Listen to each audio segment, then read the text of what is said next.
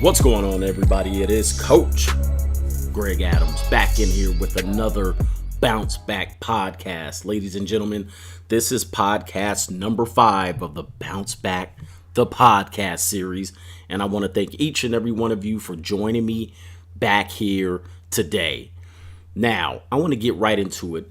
A lot of individuals that I meet want to be entrepreneurs, whether they're self-employed, whether they start a business that they hire individuals to work for them, or whether they want to collaborate with individuals and create something on a large scale.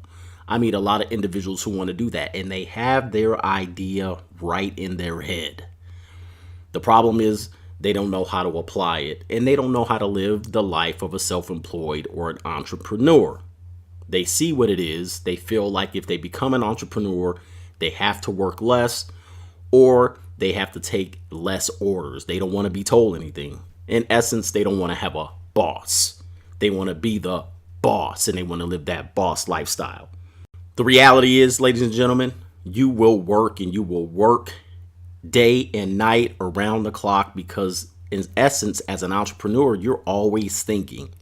You're always doing things to make your product or your service a lot better. Now, a lot of people think that entrepreneurs have a certain work hours or a certain schedule that they stick to. Like, I meet people, or I meet women that want to date me, and they say, when do you work and when don't you work? What time are you off?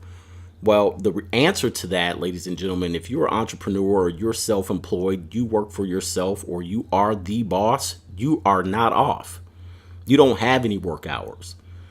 You fit stuff in. And a lot of times when you're doing other things to fit in, you're taking away from you being an entrepreneur. That's why I really strongly advise people, when you're in the beginning stages of your business development, you're developing the idea that you have to make sacrifices. And I said this in podcast 1, 2, you have to be willing to give something up. And that is a lot of social interaction. You have to avoid going to parties. You can't go. You got a podcast to do. You got social media to undertake, photos to post. You have research to do. You can't date. You can't date like the normal 9-to-5 ham and egger. You can't do it. You can't do it because these people don't understand what your schedule is like. The weekend comes and they're like, oh, well, you must be off. No, you're not off. You got a podcast to record in the morning on Sunday before you go to the football game. That's what I'm doing today. I'm headed to the football game, but I got to record this podcast. So I could not stay out late last night. I could not take a date. She couldn't sleep over and wake up in my bed, and I come to my room and do my podcast while she's here, cooking me breakfast or whatever, and we going out on a hike in the morning. Those things will take away from what I'm doing. So as an entrepreneur, I strongly advise people, you have to make that sacrifice. What are you willing to give up? Remember that in podcast number 2, you have to be willing to give up something. You have to be willing to give up something. And a lot of those things are interacting socially. They don't understand your work hours. They don't understand your motivation. They don't understand what you're trying to do. The big thing that they don't understand is that you're not trying to be at the same level for the rest of your life. You know, if you're a working mindset individual, if you're one of those people that trade time for money, if you're one of those individuals who, clock in and clock out, they don't understand that you doing extra stuff is getting you to be able to do something different. Now, it may be something different within your business, but you're expanding your brand. You're expanding your name.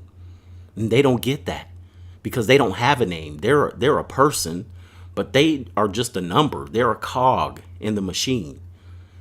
So they don't have to expand their name. Yeah, they have to look for another job, and they have to be able to get extra certifications so they can be promoted and get another, but they're just being moved around. They're chess pieces in the grand scheme of things.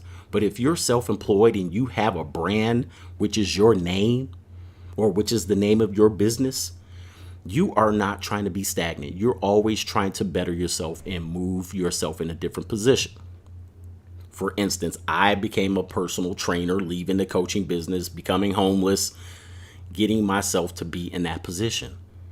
6 years later, in the middle of all of that, I've been developing my name and my brand, going out speaking to people and speaking to schools and hosting events, doing free speeches. I am trying to be much more than a fitness trainer.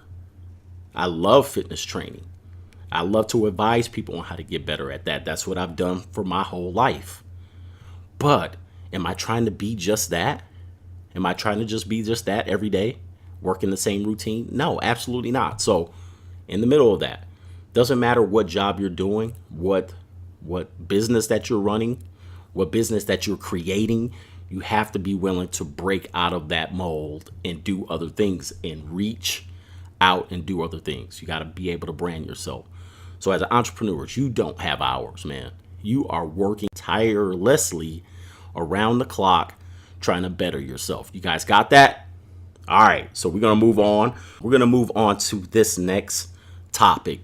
And this next topic is about goals. Now, I have videos online, and everybody else has videos online about goals and how to write goals and how to set goals and how to create the vision around moving yourself forward to receiving whatever it is that you want. But my topic for today is why achieving your goals will not bring as much satisfaction as you think. See, a lot of times what we do is we write down goals and we believe that at a certain point when we achieve that goal, we will have satisfaction. We will get all of the praise and we will feel all of the glory related to achieving that goal. But the reality is when you achieve a goal, a lot of times you achieve it in a moment where you're actually moving through the process of moving through the rest of your goals. The world doesn't stop when you achieve that goal. It doesn't give you time to celebrate.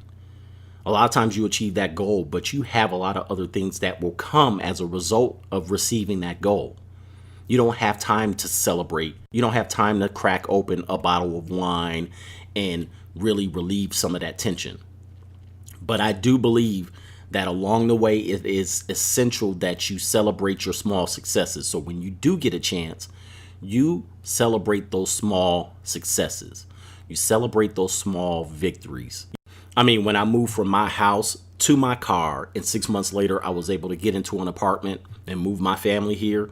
That was a major success. It was a goal achieved, but I didn't sit around and celebrate too much because I had a business to run. I had a brand to create. I had a lot of things that had to happen, so I didn't have time to celebrate. So a lot of times you achieve that goal, but it doesn't give you the satisfaction that you believe you're going to get when you achieve them. The main reason why you're not going to get as much satisfaction as you believe you're going to get when you achieve your goal is that because some of your goals are liabilities. And what I mean by that is some of these goals are tangible things that require more attention when you receive them than it took to get them. For instance, a lot of people believe that a house is a goal. I mean, everyone should at some point feel what it's like to own a home, because it is kind of the American dream. You know, you own a home, a white picket fence, you have land, you can mow your own lawn, and you can do whatever it is that you want to that home. Now, to me, a home is not a goal. I mean, if you read anything Robert Kiyosaki has written, it is clearly stated in his book that a home is not a goal. And we all know why. Because it is a very big liability. You have to put a lot of money into that home. So Robert Kiyosaki describes that the home is is not an asset, it is a liability. You're going to have to pay the mortgage. Anything breaks down, you're going to have to put more attention into it. It's going to cost you a lot of money to do so. It's going to take attention away from the things that you did to receive that home. Now you have to take all of that energy that you put into your business to grow it and put it into that home. Now, if you are single, that's a lot of attention. Either you're going to have to hire someone to do that, or you're going to have someone living in your home to do that, like a wife or a husband. But a home is a very big liability. And to me, homes are not goals. It is something that you can buy as a result of what you've earned, But to me, if that is a goal, then the satisfaction is not going to be sustained once you get it. I mean, the day that realtor hands over the keys to you, you're going to feel great.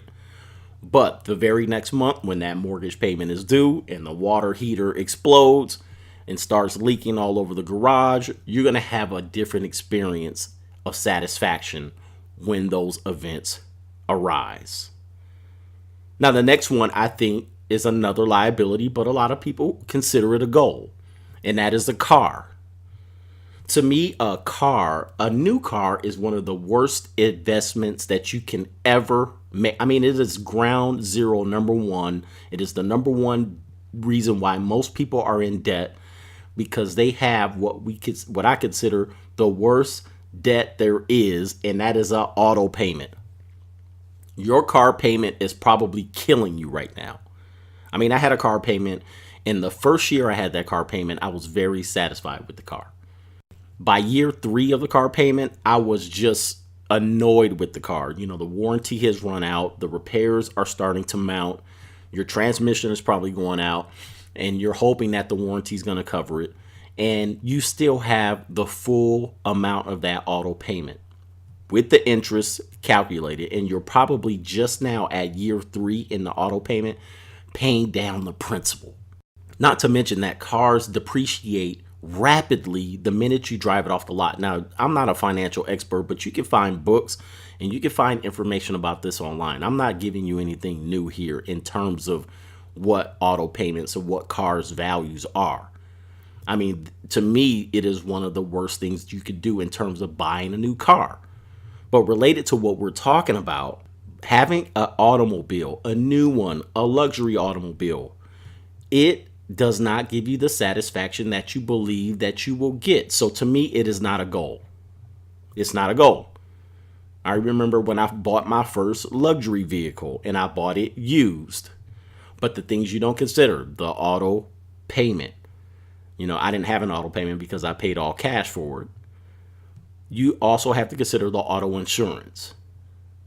You also have to consider the amount of maintenance is going to require and the cost of it, because you're not taking it to Jiffy Lube for an oil change.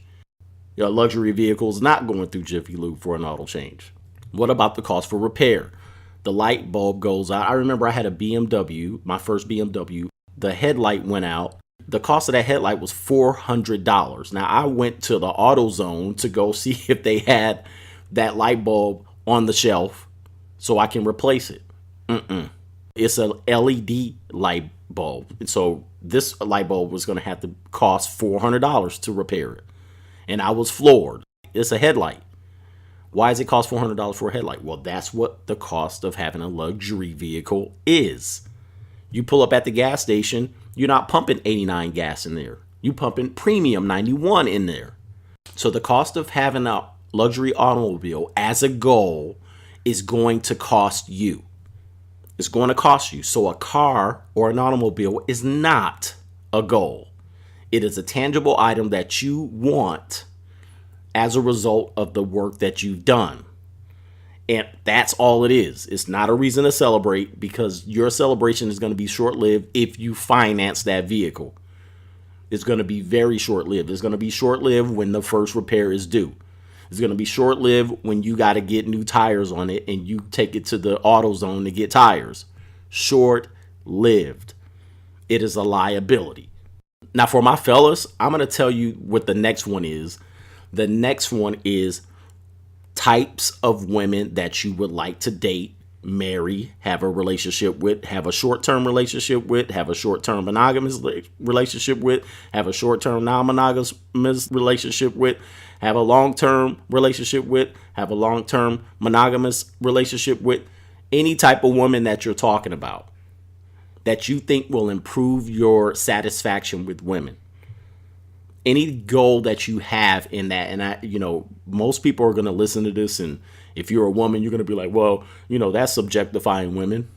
Well, I'm going to tell you what, guys and ladies, if you're listening to this podcast, the majority of what men do, the majority of effort that they give in life is to get a certain quality of women. Just think of the rock stars that you guys know about. Think of the athletes that you know about. Think of the young men that you know who are grinding and hustling and doing all of these things that to get them money. Most of them, if not all of them, are doing it to attract a quality of women, a certain quality of women. They're trying to get out of one level and move to the next level. And all of that effort is a result of them trying to get to that point with women. So when I talk about this, don't give me any of this sexism or any of this, objectifying of women. This is the reality of why men are doing these things. When you're trying to get that certain type of women, what you don't understand is they essentially will be a liability. They're going to be a liability for two reasons. They're going to be a liability because they're going to require a lot of time and energy that you could be using to build your brand, to further your effort. Just the dating aspect of it, they're going to require a great amount of attention. They're going to require a lot of your resources to date and show them a good time. Because the reality is those type of women can get any man to do a lot of things for them. Take them on trips. Take them on shopping trips. Take them on boat trips. Buy them clothes. Pay their rent.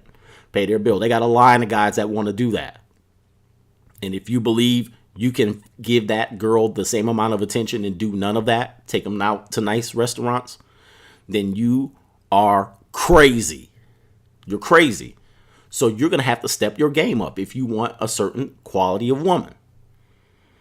And that's going to require time, energy, and resources. So those type of women are liabilities. Now, if you don't want that type of woman, then you're going to have less of a liability. You're going to require less of your time and resources. But the reality is young men who want to be entrepreneurs are definitely keyed in on what that lifestyle is going to cost them. All right. So it's no reason to think that achieving that type of woman or achieving that quality of woman is going to bring you satisfaction. Over the long term, it may cost you. So when you're in the beginning stages of your business, avoid that. Avoid dating. Avoid trying to get out there and date. If you're broke, you don't need to be out there dating, man or woman. Stay your butt at home, get your Netflix account, and figure it out yourself. With the social media, this is along the similar lines. People have goals related to social media. Social media is essentially a numbers game. The number of times you post will relate to the number of likes and attention that you receive. The satisfaction that you get by getting a certain number only stays relevant until you see the next individual with more numbers than you have. And then the more numbers that you have, the more attention that you have to give to it to keep those numbers. The reason why we do social media is majority of it is for numbers. So say, for instance, I'm on a social media account. This happened to me. So this happened to me along the same time that I'm trying to build my name, along the same time that I'm getting divorced, along the same time that I'm moving from one apartment to the next, along the same time I'm trying to bounce back. Instagram was in its probably late infant stage. This is before the celebrities used Instagram. This was before you got the little blue check mark next to your name. This was before you were Instagram famous. Celebrities at that particular point avoided Instagram. Remember, a lot of what they created, a lot of what celebrities were created by their publicists. So they didn't want to go out onto Instagram and Twitter and put information about them because their publicists would be like, hell no, I'll put the information out. I'll tell them what they want to know. So it wasn't a safe space for them. Now, the reason why certain individuals would become Instagram famous was because they didn't care what they posted out there. They didn't have a publicist. So at that time, I'm out there with a great physique, my best physique at that particular time in my life. And I'm posting pictures showing my physique, taking my shirt off, let's say. The attention came from women all across the country. And at that time, you could post with your shirt off and you can have an inspirational quote at the bottom and be like, yeah, life is great when you have cheese and grapes, whatever you put on there, a fake motivational quote. But the reality is you're just trying to show your body and get attention. At that time, I would get 50 likes, 100 likes, 150 likes, 200 likes just by doing this.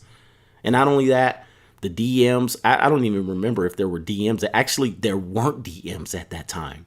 What you had to do was you had to have a Kick account, which was another app, which was, it wasn't text. So you know what I'm talking about. It was basically they could message you without having your phone number, and you would give them your Kick account. So they would kick you, and you basically would have all of this DMs, and it created a lot of attention for me. But what it did for me is that attention wasn't enough. It was not enough. I wanted more of it. So you get 100 likes, 150, 200 likes, 1,000 likes. Now you want 2,000. You get to 2,000 and you see the next guy who was doing the exact same thing you're doing. He's getting 1,500 likes. He's getting 2,000 likes on a bad day. So what you want to do now is get that. And you think that's going to give you more satisfaction. So let's say you get it. You get your 1,500 likes. Now you see the next guy doing it, or the same guy that was just doing it. You're trying to catch up to him. He gets 15. He was getting 1,500. Now he's getting 10,000. So not only do you have short range satisfaction, now all of a sudden you have to keep up with the pace. You have to keep up with the Joneses. So social media is one of those things that cannot be a goal. And ultimately, it is a liability. It is a distraction. But when you're building your brand, it is much needed. So once you're doing that, if you have to do social media. All right. Forget everybody that tells you to not do social media. The reason why they don't want to do social media is because they would get absolutely no attention. They have nothing to report. They have nothing to give. They have nothing to offer. They're not photogenic. They just don't understand what the point of it is. They're a 9-to-5er. They're a ham and egger. There's no point to them sitting there posting, hey, here I am in my cubicle again. This is what my cubicle looks like. They got nothing going for them. So they don't like social media. I get it. But if you're trying to build your brand, you're an entrepreneur, and you're not using social media to the fullest extent, you are wasting your time out there, and you're not going to build your brand. But what I will say is, in order to not feed that beast, in order to not take your time and energy and resources and put into that and waste it, in order to not do that, don't care about the likes. Don't even care about the likes. Don't even care about the subscribes. Because I'm going to tell you what, the people will know what you're posting. They don't have to like it. They don't have to subscribe to you. I have one of my biggest followers not a subscriber to any of the things that I do. They don't subscribe, but I get a lot of messages from them. Don't even worry about those things. Don't have those be a goal. Don't have a goal number in terms of I need 5,000 YouTube subscribers to validate me. Because I guarantee you there is somebody doing way less and they have way more subscribers than you have. All right. So it's not a goal. Now, the last thing I want to talk about, we're going to wrap this podcast up in terms of a liability, in terms of something that is not a goal, is money. Money. You know what having a lot of money does to you? It requires you to have to manage that money. And managing money is an art. Managing money is a science. And the people who manage money well get paid well for doing it.